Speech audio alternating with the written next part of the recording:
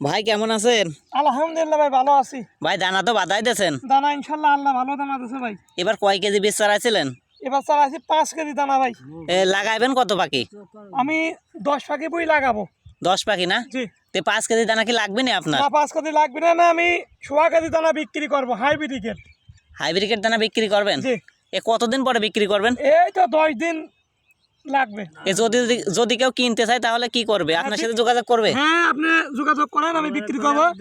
এই 1.5 কেজি দানায় 3 পাখি বই না হলে দানা নেবে না। এই 1.5 কেজি দানায় 3 পাখি ভুই হবে? হ্যাঁ,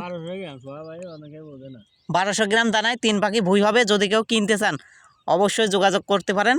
আর 10 দিন পরে কিন্তু এই দানা বিক্রি হবে। দেখতেই পাচ্ছেন কি সুন্দর দানা দেওয়া আছে, আমাদের মাঠে সেরা দানা। এইটা হচ্ছে বৃষ্টিতে বপন করে রাখছিল, সিটে পানি পাইছিল, যার কারণে কিন্তু এত সুন্দর দানা হয়েছে। এই দানার জাতের নাম হচ্ছে লোকাল হাইব্রিকেট।